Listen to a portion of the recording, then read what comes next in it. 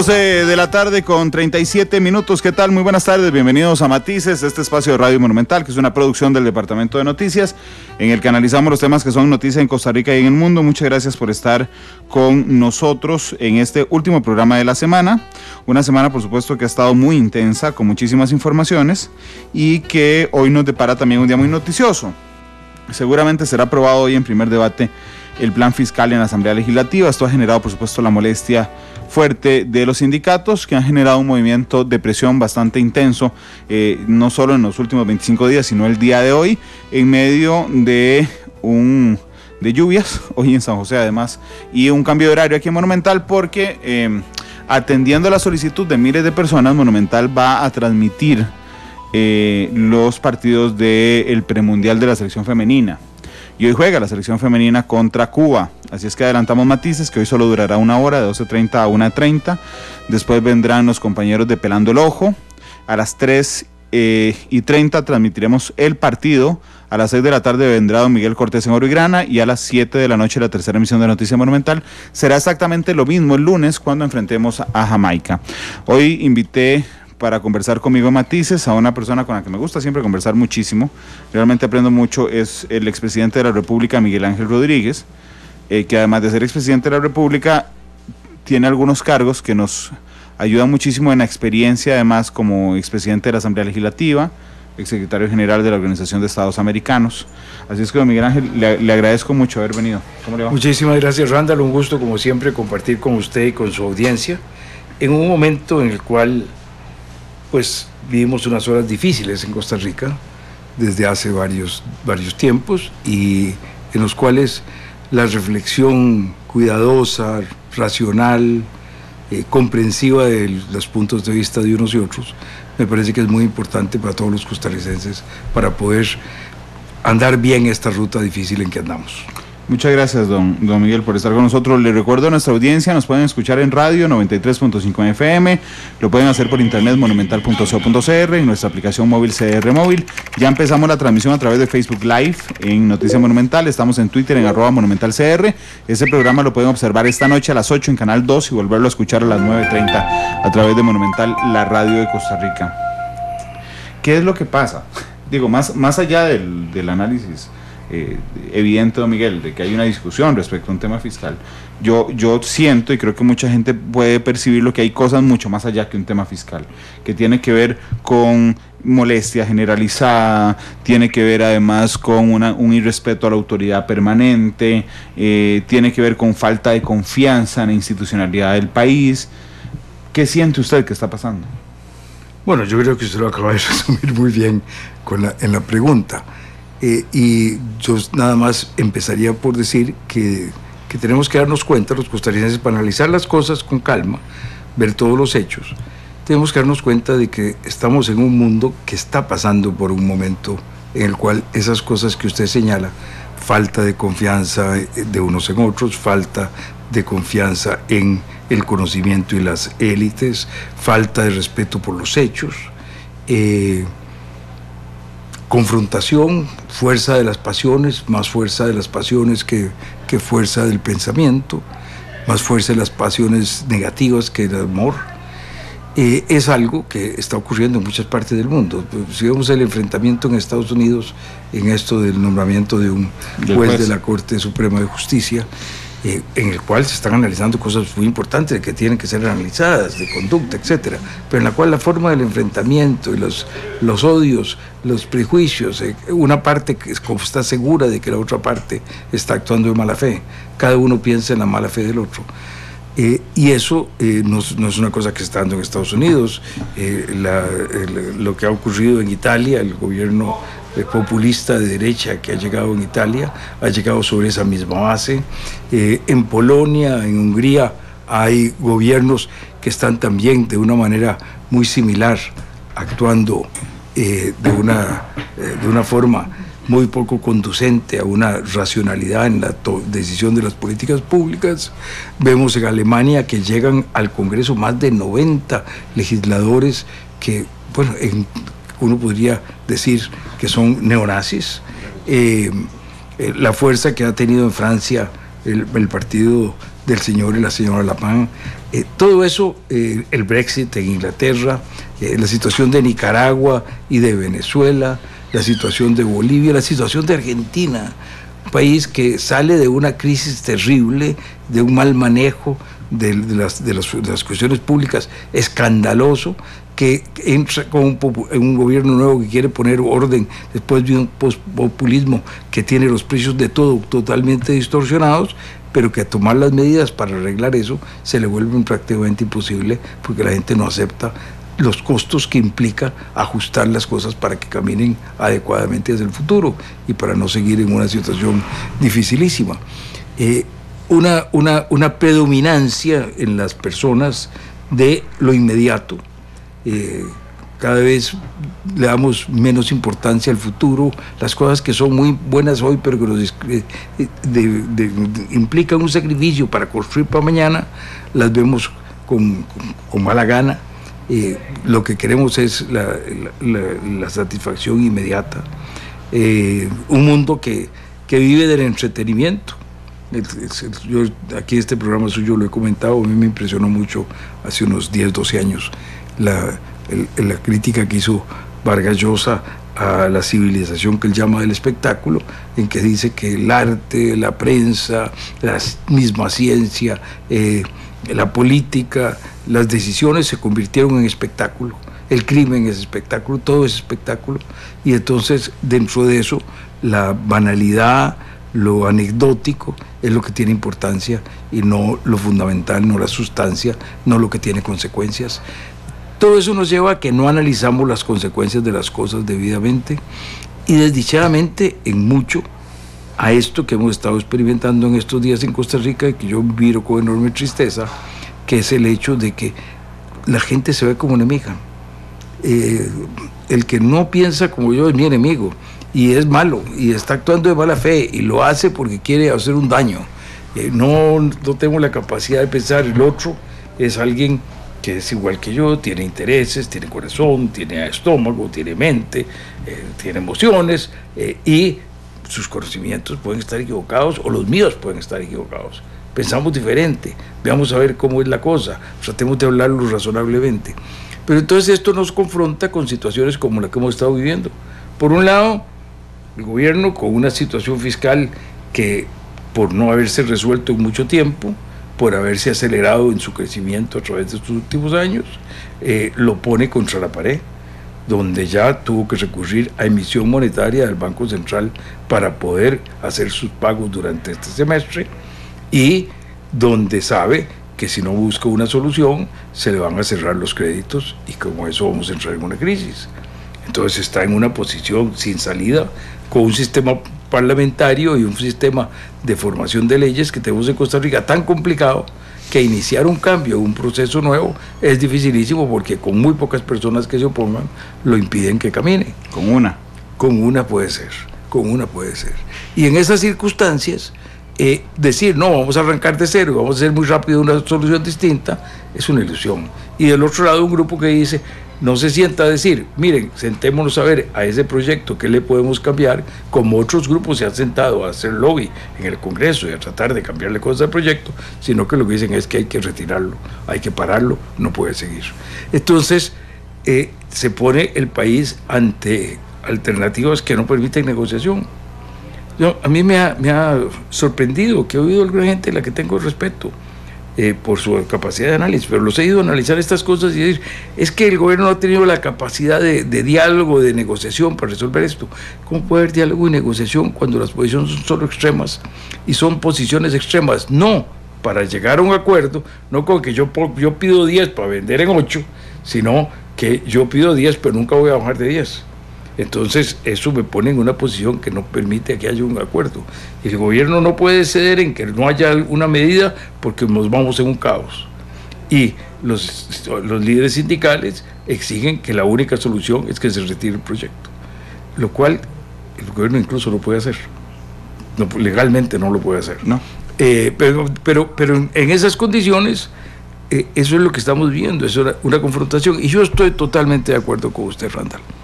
Esto es mucho más que el tema fiscal.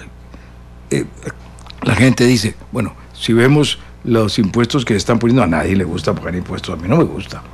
Yo sé que a usted no le gusta, yo creo que todos preferimos la plata, tenerla para... Todos queremos tener más y poderlo gastar, y poderlo ahorrar, o poder construir, o poder hacer las cosas que nos parezca con lo nuestro. Eso es lo lógico. Pero tenemos que soportar el gasto público, tenemos que soportar la presencia del Estado, tenemos que apoyarlo, tenemos que darle los recursos, y entonces tenemos que a la fuerza pagar impuestos. Bueno, este programa va a tener un impacto de impuestos, pero si uno ve la reacción que hay, no es a los impuestos. Porque si fueran los impuestos estarían diciendo vamos a negociar para ver qué le quitamos, o qué le cambiamos, o qué le agregamos, o cómo lo hacemos. Entonces, que sea a las otras medidas de contención del gasto, puede ser. Muchos dicen que es a eso. Yo no puedo afirmarlo, pues no lo sé. Pero lo que sí puedo decir es que también esas medidas no son las medidas extremas de reducir salarios, a nadie se le está reduciendo el salario, no son las medidas extremas de reducir personal, como lo hemos tenido que hacer en otras épocas de nuestra historia. Las dos cosas. En Costa Rica se ha tenido que reducir salarios del sector público y se ha tenido que reducir personal del sector público cuando las cosas no se arreglan a tiempo. De manera que no se está en esos extremos. Entonces, yo creo como usted que esto demuestra un sentido de un grupo que no es un grupo de la gente pobre, es un grupo de gente muchos con instrucción universitaria, muchos con ventajas enormes que les ha dado el país en condiciones de salario, de ingreso, que no tiene el resto de la población, pero que se sienten bravos, se sienten a disgusto, se sienten que el sistema no les responde, se sienten no representados. Van a una elección, participan y votan por algunos de los partidos. Todos los partidos dicen que tienen que aprobarse los impuestos, votan por esos partidos, y luego viene una rebelión contra eso, porque hay eso que usted dijo, descontento. Pero también hay desconfianza. Sí, sí. Don Miguel, no deja de ser paradójico, me parece a mí, que la legislación nacional impide que cuando se traten temas de impuestos se decida por referendo, porque el legislador tuvo en su momento una visión muy oportuna de decir, vamos a ver, si le pedimos a la gente salga a votar a ver si quiere impuestos o no, pues la gente va a decir que no. Por supuesto. Yo me acuerdo, yo estaba ahí cuando se discutió eso. Por eso se llaman impuestos. Sí. Ok, pero entonces prohibimos por ley que sea una mayoría la que decide cuando hay impuestos o no, porque seguramente no tendríamos impuestos y el Estado no se podría sostener, pero se convierte en un referendo tácito. Es decir, hoy la presión en la calle es si aprobamos impuestos o no aprobamos impuestos, aunque la decisión final recaiga en los diputados. Diputados que, por cierto, aunque en el buen sentido de la palabra votarán este mismo viernes seguramente de manera libre me refiero a que nadie estará viendo su voto, lo cierto es que las presiones son muchísimas, fortísimas, y entonces lo paradójico es que efectivamente pareciera que estamos ante una decisión popular. Sí, es una cosa muy complicada, porque realmente en este momento lo que se necesita es una decisión que no es popular, sino que es una decisión de necesidad. Si tenemos una familia que tiene padre y madre y 3 hijos, los hijos ya tienen uso de razón, que son adolescentes por lo menos, y están teniendo un problema de familia y económico, y se sientan en la mesa a desayunar con un café y un pan, y están hablando de qué van a hacer, y el papá empieza a decir, miren, yo voy a trabajar tantas horas más, pero eso no me va a alcanzar, y entonces la mesada de ustedes se va a bajar en tanto, y ya no van a poder ir al cine, y ya no vamos a poder hacer esto. Pues ahí no hay aprobación en la mesa. Los hijos y la esposa, cada uno por su lado dirán, y la esposa que tiene que decir, yo voy a tener que trabajar también más, yo no quiero trabajar más, yo quiero cuidar más a mis hijos, yo quiero tener más horas de trabajo. Bueno, entonces ahí es muy difícil que se llegue a un acuerdo sobre eso. Eso no se resuelve por votación o por popularidad, eso se resuelve por necesidad, porque si no lo hacen, lo que van a hacer es que van a perder la casa y se van a tener que ir a vivir en un rancho. Entonces esa familia no se impone, no la mayoría, sino que se impone la necesidad de tomar una determinada medida. Eso es lo que estamos viviendo hoy.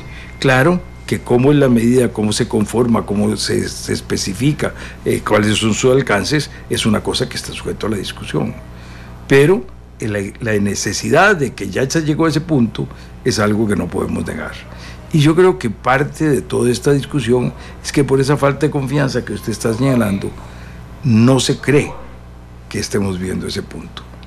No se cree que estemos viendo ese punto. Vemos cómo baja la calificación de Costa Rica en los mercados internacionales, pero la gente dice, eso es un punto económico, eso a mí que me interesa, cómo me afecta eso en mi vida. Y la gente no ve el razonamiento de que las cosas pueden ir por un camino muy, muy doloroso. Si el gobierno de Costa Rica pierde ahora la oportunidad de llegar a empezar una solución, que no es la totalidad de la solución, es empezar la solución. Si el gobierno pierde la posibilidad de empezar la solución, pues lo más probable es que las agencias calificadoras de riesgo país nos van a bajar la calificación.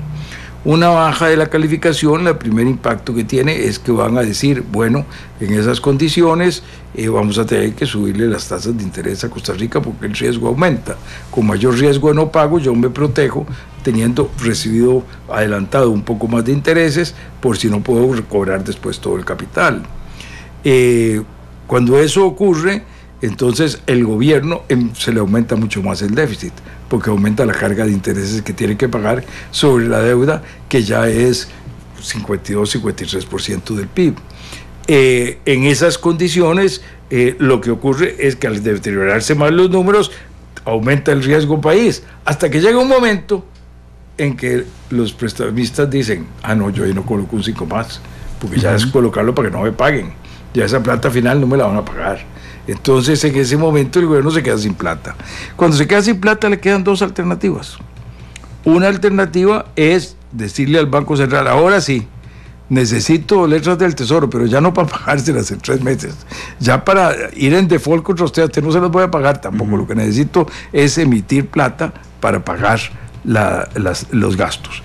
Eso quiere decir que la circulante se aumenta muchísimo, el colón baja de valor frente a las otras monedas y internamente los precios se suben y se suben y se suben.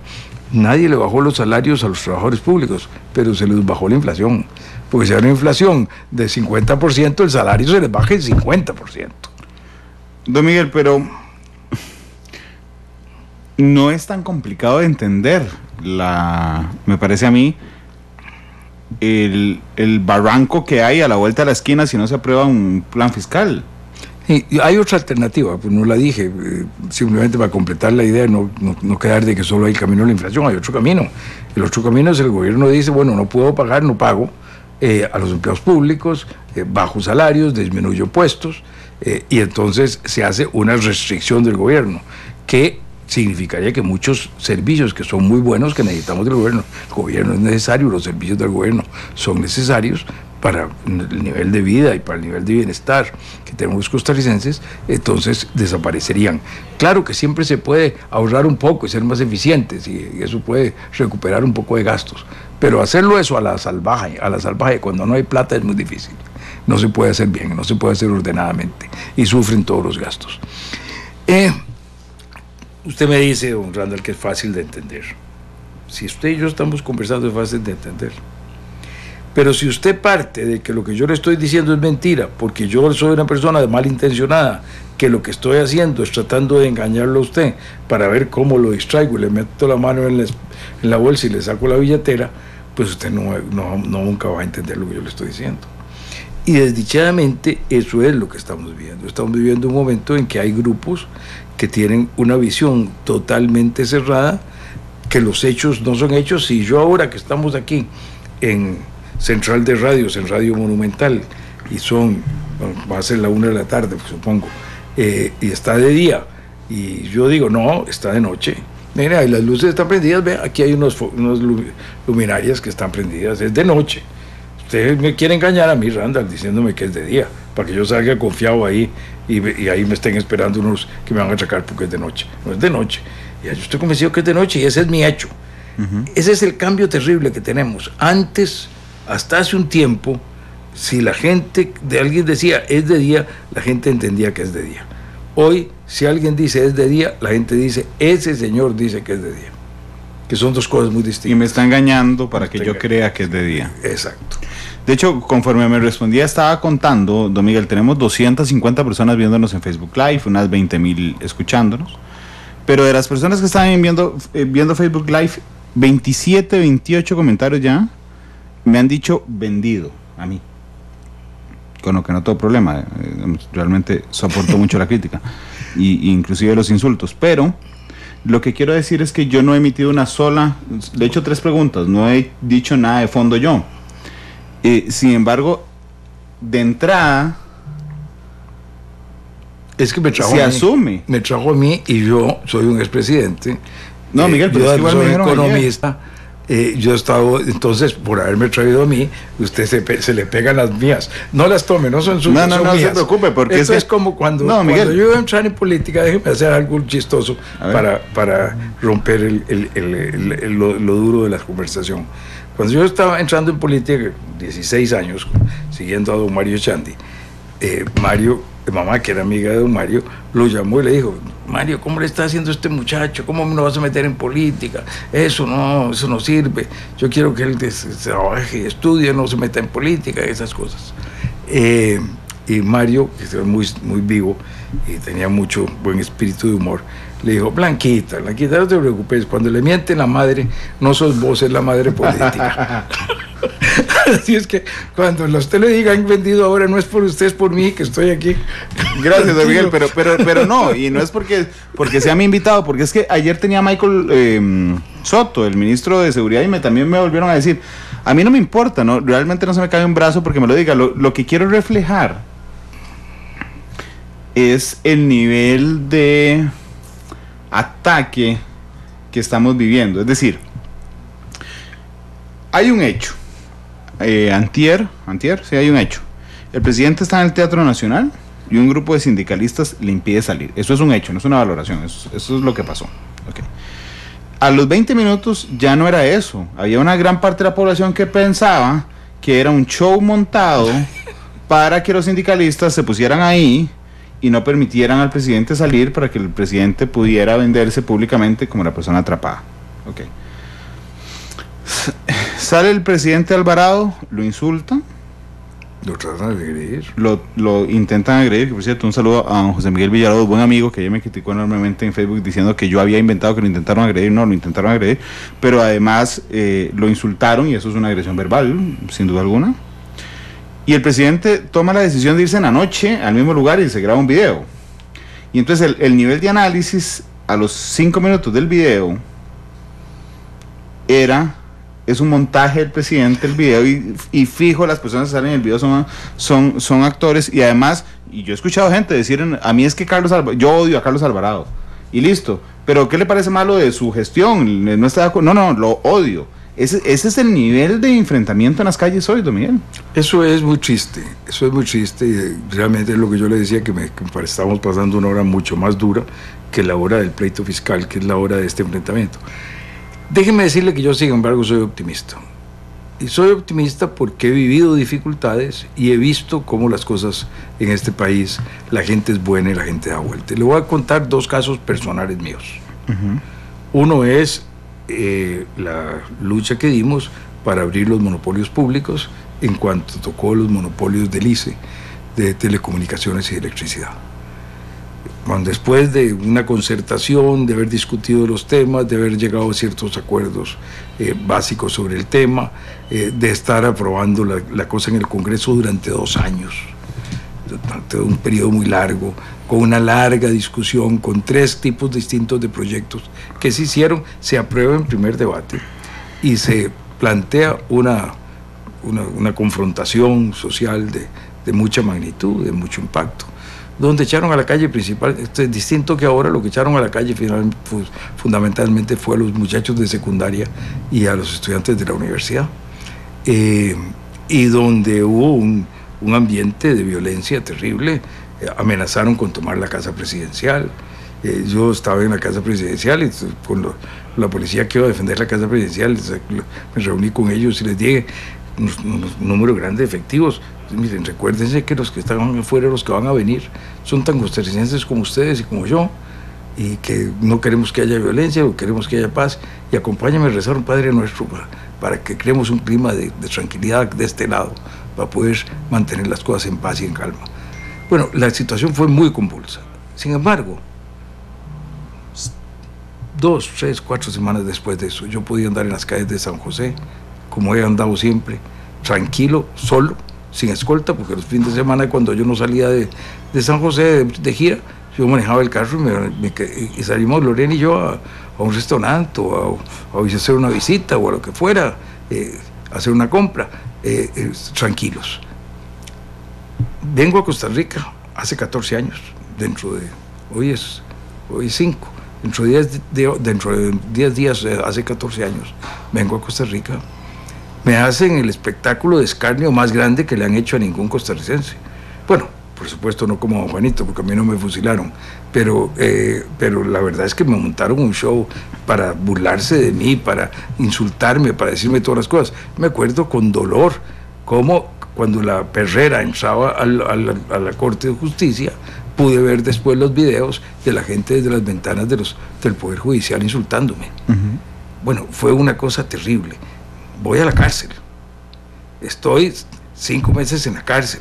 Estoy en la casa en prisión preventiva. Cuando puedo salir de ahí, empiezo a manejar mi carro, a ir a todos lados y a ir a dar clases a la Universidad de Costa Rica de nuevo. Con toda tranquilidad, por mí mismo, solo. Con gente buena y generosa, y voy a los estadios, y he ido a los estadios desde ese tiempo, no ahora, a ver a mi equipo, y pues espero que le ganemos mañana a Heredia, a ver si podemos, yo espero que sí. Bueno, y entonces eso me hace ser optimista. Este es un país donde cuando hay un grupo que se une en un grupo cerrado, en que se asusan unos a otros, surge el comportamiento de estos grupos multitudinarios, que son muy inconscientes y puede haber problemas, pero la generalidad de la gente es buena. Y ese insulto individual que se da en el Facebook, escondido en el anonimato del Facebook, desaparece cuando el trato se vuelve personal. Y no podemos decir, por favor, deme un café, sino que decimos, por favorcito, usted me regalaría un cafecito. Tenemos unas ventajas, eso está ahí, eso no lo vamos a perder. Por eso a mí me parece muy importante lo que dijo el presidente después de la agresión: no dejemos que nos quiten la paz. Ha costado muchísimo construirla, es lo que nos separa de otros países, es lo que nos permite vivir una cultura en la cual puede florecer la democracia, el Estado de Derecho, en la cual puede haber construirse progreso, en la cual los sentimientos, si no son de amor, que es lo que debería ser de unos para otros, por lo menos sean de benevolencia y no de estar pensando siempre que lo que hay es mala intención de los demás. Don Miguel, justamente a la pregunta que iba es qué le parecía esto con la marcha del Combo Elise, y yo tengo que contarle cuando 2001 fue eso, ¿verdad? 2000. Yo estaba en la universidad y yo marché y fui a casa presidencial y le grité a la prensa vendida a la burguesía y dice de todo. Sin embargo, yo sí siento que es diferente. O sea, vamos a ver, cuando yo tiro para atrás y a mí me preguntan, bueno, ¿cuál es la situación más compleja que ha habido Costa Rica a nivel de una manifestación social antes de estas? Alcoa, sin duda alguna, el Combo, sin duda alguna, y el TLC. Lo que pasa es que el TLC tenía algunas variantes, porque como se podía ir a las urnas, tenía unas variantes. Pero yo sí siento en este instante muchos elementos que le suman, digamos, a esa crisis. En 2001 no había Facebook, por ejemplo. En 2000 no había Facebook. No. Pero además no estábamos ante esa crisis de los hechos. No había multipartidismo. Sí había. Estaba surgiendo. Bueno, estaba surgiendo apenas. Ya la antipolítica sí tenía ya mucho. Pero además, sí, o sea, sin duda. Pero el ataque no era personal. O sea, don Miguel, a lo que me refiero es, los universitarios íbamos a la Asamblea Legislativa a gritar, pero a nadie se le pasaba por la cabeza ir a la casa a los diputados a gritarle. O sea, la línea estaba definida entre un asunto político. Hoy se convierte en un asunto personal. Sí, porque desdichadamente se ha convertido en esto que yo le digo, de una lucha en la que no hay espacio de negociación, en la cual está el precipicio fiscal y no debe hacerse nada para llegar ahí. Hay que borrar el camino y hay que empezar de nuevo, lo cual significa que no sabemos a cuándo tendríamos una solución. Se perdió la posibilidad de decir, busquemos una posibilidad de hacer unos cambios que nos favorezcan a todos, que nosotros creemos que son más justos. Eso nunca se ha planteado. Y eso es lo que ha hecho que estemos en esa condición. Por eso a mí me preocupa tanto la posición de los diputados y la gente que vota no a este proyecto. Porque votar no a este proyecto es decir, a mí no me importa la posibilidad de caer en un abismo en que cientos de miles de personas pueden caer en la pobreza. En la crisis de los 80 pasamos de un 20% de pobreza a un 53-54% de pobreza. De un 20 a un 53-54%. Perdimos una generación completa. Perdimos una generación. Es más, todavía hoy día, una buena parte de nuestra fuerza de trabajo está sufre las consecuencias de eso. De un 60% de escolaridad que teníamos antes de la crisis, pasamos a un 48%. Y de eso no lo recuperamos, no volvimos al nivel previo a la crisis, sino hasta el año 58. Casi 20 años después. Perdimos durante 20 años formamos una quinta parte menos de personas con bachillerato, que es decir, formarlas con menos capacidad de defenderse en la vida. Eso es un costo terrible que estamos pagando todavía. Eso es parte de la dificultad y de la desigualdad que se ha ido creando. Don Miguel, hablemos de la institucionalidad y de los actores políticos, ya no sociales. Es muy, digamos, sería muy cómodo para mí, por ejemplo, porque aquí además de vendido me han dicho acomodado. Digo, ¿cuál acomodado? Si sería facilísimo acomodarme del otro lado, ¿verdad? Y entonces asusar a la gente y que todo el mundo diga el defensor del pueblo y un montón de cosas, ¿verdad? Y entonces igual pasa con los diputados de la República. Vi una fotografía ayer en el plenario de una diputada estirando el brazo para hacerle el voto a otro diputado que estaba ausente. Por ejemplo, eso es inaudito. O sea, había una curul vacía y entonces cuando pedían que se votara, la diputada votaba en su maquinita y estiraba el brazo para votar en la maquinita del compañero. Y uno dice, por Dios, esos son diputados de la República. Qué horror. Exactamente, haciendo esto. Pero además hay diputados de la República que estoy seguro entienden todos el riesgo en el que estamos metiendo al país, y aún así queda más fácil hablarle a una parte del pueblo que está muy molesta y decir, bueno, sí, yo los apoyo, no vamos a apoyar nada, sin cuestionarse siquiera el tema fiscal. Y permítame brincar de poder de la República. Brincamos a la Corte Suprema de Justicia, donde la Corte, en un movimiento muy, muy particular, contesta 5 meses después una consulta completamente atemporal, cuando se ve presionada por sus gremios, que también están en huelga, para que no les toquen sus pluses salariales. Y entonces uno dice, bueno, entonces sí tenemos derecho a desconfiar de la institucionalidad cuando quienes representan esa institucionalidad están absolutamente sometidos o al poder de una manifestación, o a que le rodeen la Asamblea Legislativa, o a que los gremios se enojen con los magistrados del Poder Judicial. Bueno, Randall, yo quisiera matizar un poquito, haciendo buen uso del nombre usted siempre ha sido mucho más positivo que yo. De este programa suyo, que quisiera matizar un poquito esa situación. En primer lugar, siempre los poderes públicos han estado sometidos al lobismo, a los intereses, a las presiones. Porque en una democracia, parte de la democracia, parte de un Estado de Derecho, con institucionalidad que funcione bien, es la libertad de la gente para defender sus intereses, aunque sean absurdos, aunque sea uno, en una sociedad de 100, hay uno que tiene una forma de ver las cosas que todos los 199 restantes consideran que es absurda, ese uno tiene que tener el derecho de tratar de hacer prevalecer su punto de vista.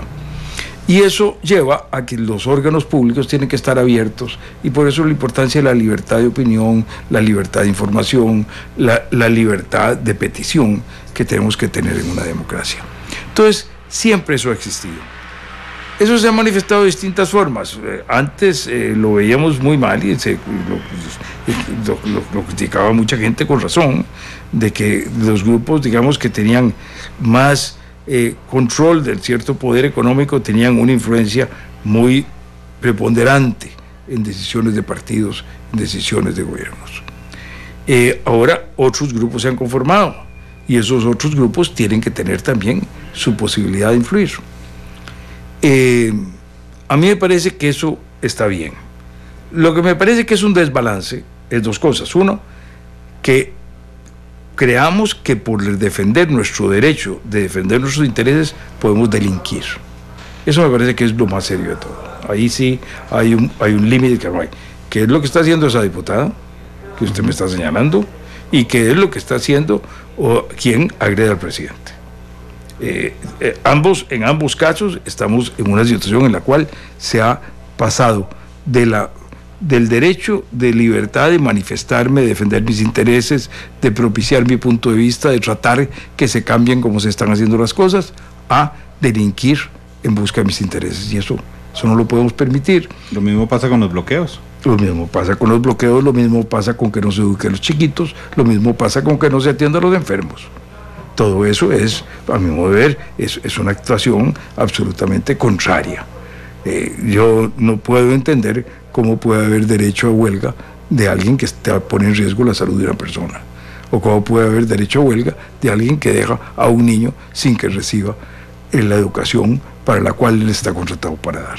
Entonces, eso me parece a mí que es una cosa muy clara, muy importante, o impedirle a la otra persona que vaya por la carretera, que pueda llegar al lugar donde tiene que llegar, para lo que sea. Es su libertad, es su vida. Así como él tiene el derecho de manifestarse, el otro tiene el derecho de seguir con su vida. Entonces, ese punto es el que está complicado. Y está complicado, y se vuelve complicado en especial en Costa Rica, porque, gracias a Dios, ve qué cosa más extraña, yo decir que se vuelve complicado por algo cosa que le doy gracias a Dios que tengamos, que es que somos muy reacios al uso de la fuerza. Y entonces en Costa Rica no ocurre como en cualquier otro país. En cualquier otro país al presidente no le pasa eso. En cualquier otro país la policía en la puerta más cercana que quiere quita a la gente, limpia, y el presidente sale caminando y se monta en un carro que se lo ponen en la puerta. Punto. Y no hay ningún problema. Aquí, hacer eso, si el presidente hubiera hecho eso, y algunos dicen que la seguridad estuvo muy mal, yo no sé si estuvo mal o bien, no soy técnico en eso, no he visto suficiente los videos, me pareció que no estuvo muy buena, pero eso es una apreciación muy infundada, muy infundada. Pero aquí los que dicen que todo tenía que hacerse de otra manera, hacerlo de otra manera a la brava, hoy estaríamos todavía oyendo los gritos, los quejidos, los ayes, los lamentos de que estábamos en un país ya como Venezuela o Nicaragua. Con solo que se hubiera limpiado para que el presidente hubiera podido salir. Entonces, nosotros tenemos que manejar situaciones del manejo de incluso cuando hay delincuencia, con mano de seda, con mucho cuidado. Y eso hace que sea más difícil para el gobierno actuar. Tenemos gobiernos muy limitados en ese sentido. El uso de la fuerza, que es el monopolio del gobierno, que es el uso de la coacción, no se puede usar en Costa Rica, gracias a Dios, de manera muy vehemente. Tiene que ser muy cuidadoso, muy parsimonioso, muy austera, muy de último recurso. Se le nota claramente al ministro de Seguridad. Don Michael, no solo que ayer estuvo aquí, sino que ayer y hoy ha estado en medios de comunicación. Me ha hecho gracia que yo ayer no le pregunté nada de los gases lacrimógenos, por ejemplo, pero el ministro, yo sé que lo traía pendiente porque lo dijo.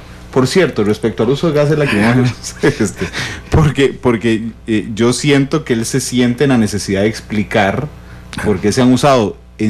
Ha habido 137 bloqueos, don Miguel, 137, según la Universidad de Costa Rica, en las primeras 2 semanas. Se usaron gases lacrimógenos en 4. Sí. Y el ministro está estresadísimo, sin duda. ¿De que se usaron? De que se usaron. Ayer estaba aquí cuando estaba cerrada la frontera sur con Panamá. Y decía, ministro, pero es un ridículo, tenemos 5 horas de cerrar la frontera con Panamá y no se ha levantado eso. Sí, bueno, vamos con calma a ver qué hacemos. Eso exaspera a mucha gente. Eso exaspera a mucha gente que además no mide las consecuencias de lo que sería una actuación distinta del gobierno.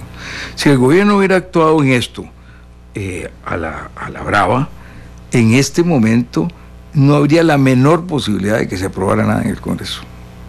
Estaría paralizado totalmente todo el país, porque todo el mundo y los mismos medios de comunicación que han sido tratados de ser objetivos, viendo y analizando las cosas que están en juego, tendrían que cambiar su posición, porque no podrían vivir de otra manera.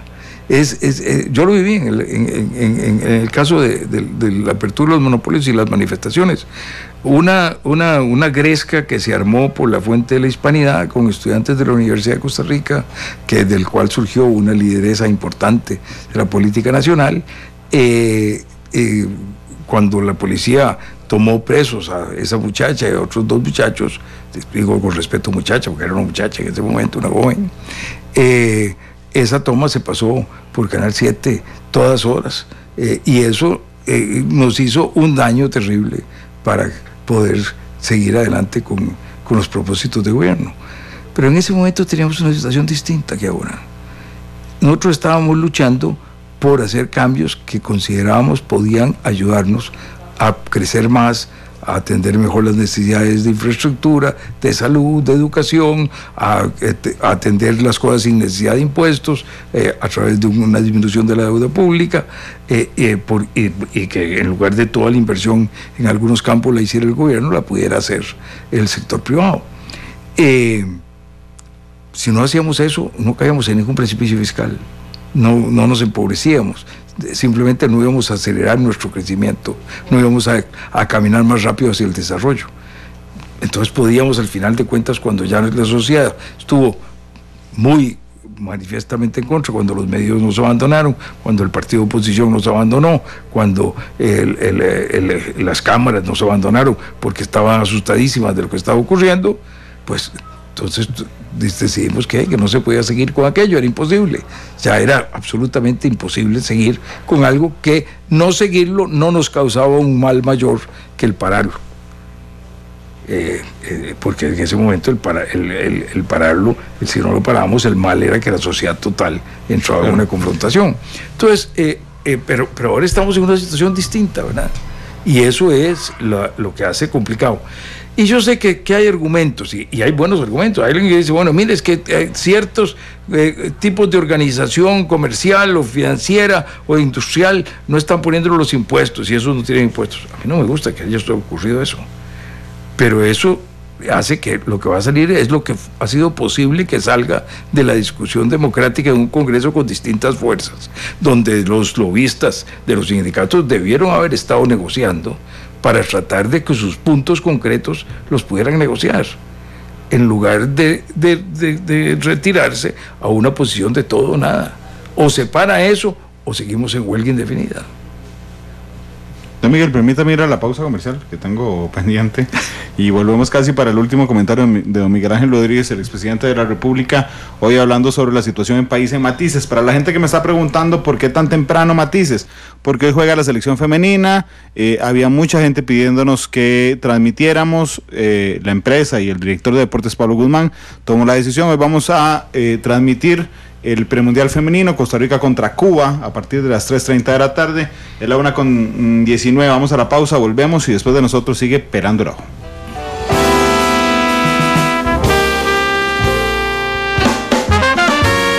Porque la realidad tiene muchos tonos, matices.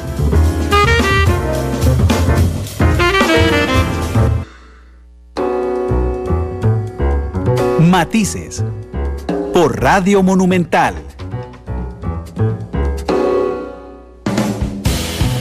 Una de la tarde con 24 minutos, don Miguel Ángel Rodríguez, expresidente de la República. Tengo 2 preguntas finales sobre sus valoraciones que me interesaría conocer la opinión. Una es, ¿qué le pareció el proceso de negociación preliminar, como le llamaron, de la Iglesia Católica con los 2 grupos? Bueno, me parece una situación muy nueva, distinta de lo normal. Usualmente se trata de que se paralicen las confrontaciones mientras hay una negociación para tratar de que haya campo para la negociación. Bueno, eso es en una negociación de fondo. Entonces aquí lo que se hizo fue decir, no estamos listos para eso porque el enfrentamiento es tan terrible, ni vamos a deponer la huelga, ni vamos a deponer que el proyecto siga caminando. Entonces lo que vamos a sentarnos es a sentarnos para ver cómo nos podemos sentar. Y esa fue la negociación. Y la negociación, lo extraño es que termina con un sistema de cómo poderse sentar, que después los que lo han aprobado no lo aprueban. Y entonces no se produjo nada. Me parece que fue un acto pues, de buena voluntad importante de todas las partes. Pero probablemente los expertos en negociación hubieran predicho desde el principio que era de muy difíciles resultados. muy difícil que pudiera tener resultados. Y la última pregunta es: ¿qué le había parecido la posición del gobierno de la República? Bueno, evidentemente, toda la vida, cuando uno ve las acciones de otros y las ve desde afuera y después de que pasaron, uno siempre podría pensar en hacer las cosas un poquito distintas. Pero me parece que en este caso entrar a ese análisis sería algo muy mezquino, porque sería entrar a analizar detalles de procedimiento frente a una confrontación. Yo sinceramente, hay gente que lo quiere uno mucho y lo admira, lo cual yo le agradezco muchísimo a las personas que son tan generosas y me dicen: mire, presidente, ojalá hubiera estado usted ahí. Y yo les digo: ¿y qué habría podido hacer distinto? Sí, en el fondo, en lo maravilloso, en lo grande, en lo consecuente. Estamos en una situación en que llego al gobierno, venimos con un problema que se genera hace 10 años, que se va haciendo cada vez más grande, que es un camino que nos lleva a un abismo. Cuando llego, lo que hay encaminado es esto. Esto es además lo que es en su esencia, no en sus detalles, pero en su esencia, lo mismo que se planteó desde el año 2001 por los exministros de Hacienda, a los que convoqué para que nos presentaran una solución cuando no se iba a poder hacer la venta de activos estatales y la apertura de monopolios. Entonces había que buscarle otra solución al futuro del país para que creciera. Y lo que presentaron fue la conversión de impuesto de ventas en ida y cambiar el impuesto de renta por renta globalizada, la renta global. Entonces, eso es lo que está en camino. Eso es lo que se encuentra el gobierno. Tiene eso ahí. Tiene una fracción de ¿cuántos diputados? ¿El gobierno? Sí. De 9. 10. No, 10. 10. Creo que son 10. ¿Qué 10? De 10 de 57. No tiene la quinta parte. Y tiene, esto es lo que se ha encontrado, y tiene que seguir para adelante a ver cómo logra no caer en el abismo. Bueno, me parece que lo que ha hecho de que estemos llegando a poder discutir esto, de que el país haya mantenido una relativa estabilidad, hemos perdido divisas, se ha aumentado un poquito el tipo de cambio, las tasas de interés internas se han mantenido más o menos estables, no porque la gente no demanda crédito, porque no hay optimismo de invertir mientras no se resuelve esta situación, pero el país ha ido más o menos moviéndose al ritmo que venía. Creo que han hecho lo que se podía hacer y hay que pasar esta cosa, y entonces sí vamos a tener que exigirle mucho al gobierno, porque hay que seguir haciendo lo fiscal, pero hay que entrarle al tema de seguridad y hay que entrarle al tema de cómo vamos a mejorar la educación. No podemos seguir gastando lo que estamos gastando en educación para tener índices internacionales que nos colocan en una situación de que estamos desperdiciando los recursos. Tenemos que entrarle a qué vamos a hacer con la infraestructura, que yo sé que están empeñados también en el gobierno a ver cómo esto se revive para que el país tenga un estímulo al crecimiento a través del aumento en la construcción, pero también una disminución de costos de operación que nos permita ser más eficientes y ser más competitivos. Bueno, solo para citar un par de tres campos, puedo citar 8 o 9. Y ahí eso tendremos que entrarle a ver. Sinceramente, sería egoísta, mezquino de mi parte, entrar a cortar pelos en el aire en este momento sobre los detalles. La situación en que está el gobierno es muy difícil, sumamente difícil. Expresidente, muchas gracias por haber venido hoy. Gracias, don Randall, muchas gracias por invitarme. Como siempre es un placer compartir con usted y con su audiencia, y yo sé que para cada uno que le dice vendido o para cada uno que le dice acomodado, hay un montón que le decimos: gracias, Randall, por este rato de análisis de los problemas nacionales que usted nos brinda. Gracias, don Miguel. Igual, y me pidieron que lo hiciera así, ahí en Facebook Live un montón de gente me dijo: por favor, cuente al expresidente que hay un montón de gente saludándole y mandándole abrazos también esta tarde. 1:29, ya viene esperando el ojo. Yo sé que Norman nos presta un ratito porque el expresidente pidió Oda a la Alegría de Beethoven. Oda a la Alegría de Beethoven. Usted es más positivo que yo, es innegable, presidente. Mientras no pidamos el duelo de la patria, todos tenemos que unirnos, debemos ser positivos. Jefferson, listo. Bueno, los esperamos lunes 12:30 de la tarde, también horario especial. El lunes intentaremos explicarles qué se ha aprobado del plan fiscal, es decir, lo que se apruebe hoy, qué ¿Qué quedó? ¿Qué dice el texto? 1:30. Hasta luego. Beethoven despide Matices. Feliz tarde.